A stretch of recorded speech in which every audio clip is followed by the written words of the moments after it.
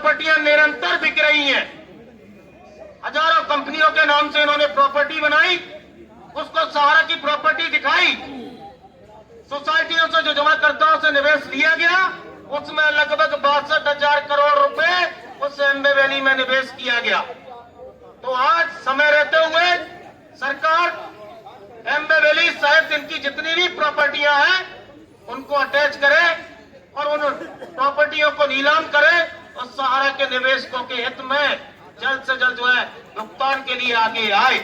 अगर मोदी जी है, अगर आपकी गारंटी है, तो सहारा के 13 करोड़ निवेशकों के लिए वो गारंटी कब गारंटी में तब्दील होगी? आपकी कथनी और करनी में एक रखिए मोदी जी।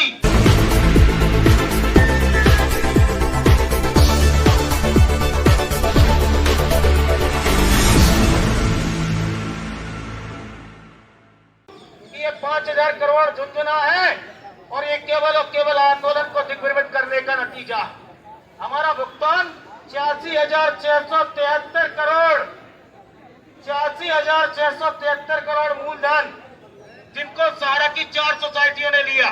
आज आपको क्या कारण दिखाए जा रहे हैं कि आप सोसाइटी के मेंबर नहीं है? आपको क्या कारण दिखाए जा रहे हैं कि आपका नाम मिसमैच है, आपकी एक से अधिक सदस्यता है। आज आपको आईटीआर की कॉपी मांगी जा रही है। तब वो नियामक कहाँ थे जब मेरा अकाउंट 2017 में पूरा हो गया था, 2018 में पूरा हो गया था, 2020 में पूरा हो गया था? कि देश के सभी नियमों, कानून और कायदे ये सहारा के ही आम गरीब जनता के लिए, सहारा प्रबंधन के लिए कुछ नहीं है। और सहारा प्रबंधन कहाँ है जिसने एफिडेविट दिया था कि हमने सोसाइटियों का संपूर्ण डाटा सहकारिता मंत्रालय को दे दिया? तो सहकारिता मंत्रालय से पूछने की जरूरत है, अमित शाह और बीएल वर्मा जी से पूछने की जरूरत है कि आज उन्होंने डाटा दिया और आप कमी दिखा रहे हैं, तो आज इनके डायरेक्टर कब जेल में जाएंगे, कब जेल में चक्की पीसेंगे? आज करोड़ों परिवारों में मेरा है, करोड़ों परिवार आज अपनी बेटियों की शादी नहीं कर पा रहा। आज लाखों बच्चे अपने बच्चों को अच्छे शिक्षा नहीं दे पा रहा। आज वृद्ध लोग जिन्होंने एमआईएस में पैसा निवेश किया, आज उनका पैसा नहीं मिल पा रहा। तो आज इस गरीब जनता की आवाज कौन बने? मीडिया तो सुन नहीं रही, मोदी सरकार देख नहीं रही, और विपक्ष में जो लोग बैठे हैं, वो अडानी और अंबानी की बात करते हैं, वो करोड़पति और अरबपतियों की बात करते हैं। इस गरीब जनता की, इस आम जनता की सुनने वाला कोई नहीं है। आज जितने दोषी सत्ता में बैठे लोग हैं, उतने दोषी ये विपक्ष में बैठे राजनेता भी हैं। आज ये राजनेता भी आपकी आवाज नहीं बन रहे लोकतंत्र के। अरे तो वहाँ कुछ नहीं है। इनको लोकसभा राज्यसभा में चुनकर भेजा, इसलिए भेजा कि हम गरीब जनता की दुख और परेशानियों को देखेंगे और समझेंगे। लेकिन आज हम में सब नंगे हैं, कोई भी आपकी दुख और परेशानियों को देखने वाला और सुनने वाला कोई नहीं है।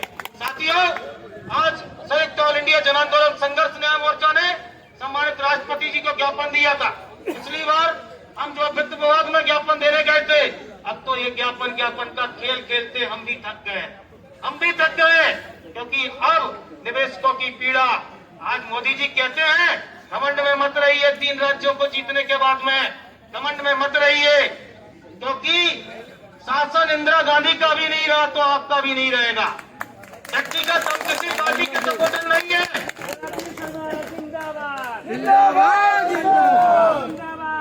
हम किसी पार्टी के व्यक्तिगत सपोर्टर नहीं है और हम किसी की खैरात भी नहीं मांग रहे। सरकार से, मोदी सरकार से हमारा केवल एक ही मांग है कि हमारे जो खून पसीने की कमाई है वो हमें सूद सहित वापस करें। आज मोदी सरकार से मैं आग्रह करता हूं इस मंच के माध्यम से कि सहारा की प्रॉपर्टियां निरंतर बिक रही हैं। हजारों कंपनियों के नाम से इन्होंने प्रॉपर्टी बनाई, उसको सहारा की प्रॉपर्टी दिखाई। सोसाइटियों से जो जमाकर्ताओं से निवेश लिया गया, उसमें लगभग 62,000 करोड़ रुपए उस एम्बे वैली में निवेश किया गया। तो आज समय रहते हुए सरकार एम्बे वैली सहित इनकी जितनी भी प्रॉपर्टियां हैं उनको अटैच करे और उन प्रॉपर्टियों को नीलाम करे और सहारा के निवेशकों के हित में जल्द से जल्द जो है भुगतान के लिए आगे आए। अगर मोदी जी है, अगर आपकी गारंटी है, तो सहारा के 13 करोड़ निवेशकों के लिए वो गारंटी कब गारंटी में तब्दील होगी?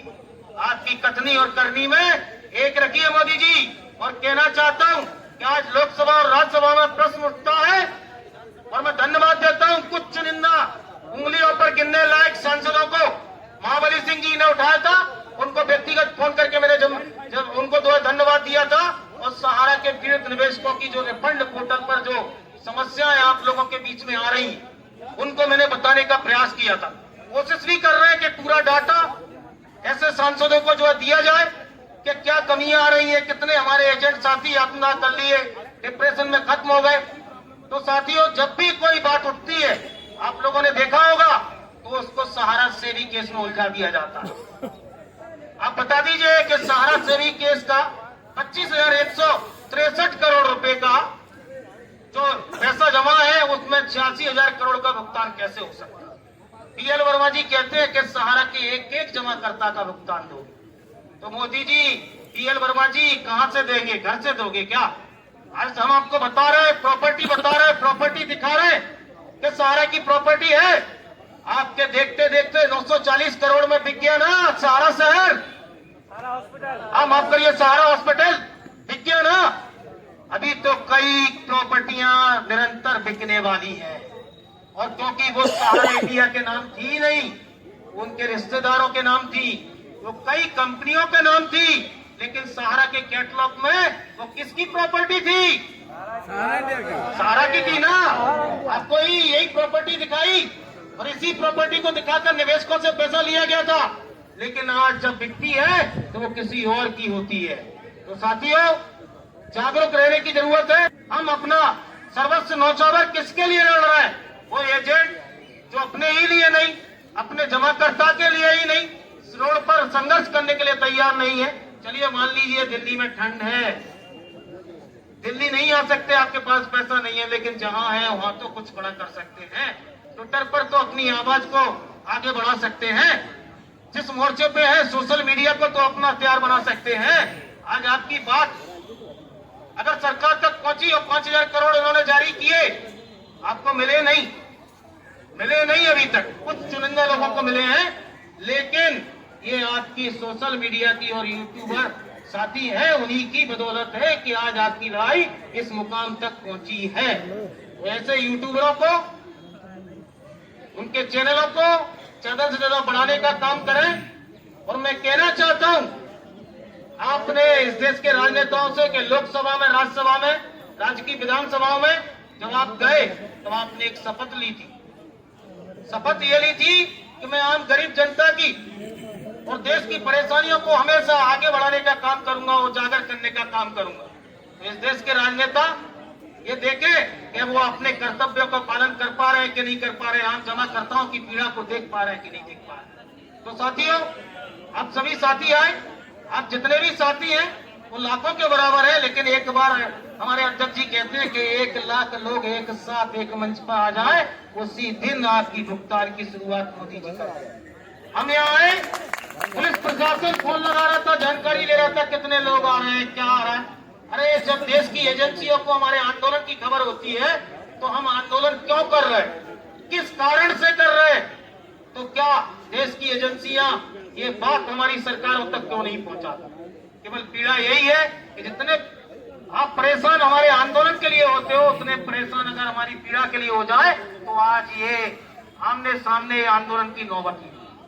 चलिए, आप सभी साथी यहाँ आए, दिल की गहराइयों से आपका आभार, धन्यवाद, बहुत बहुत धन्यवाद।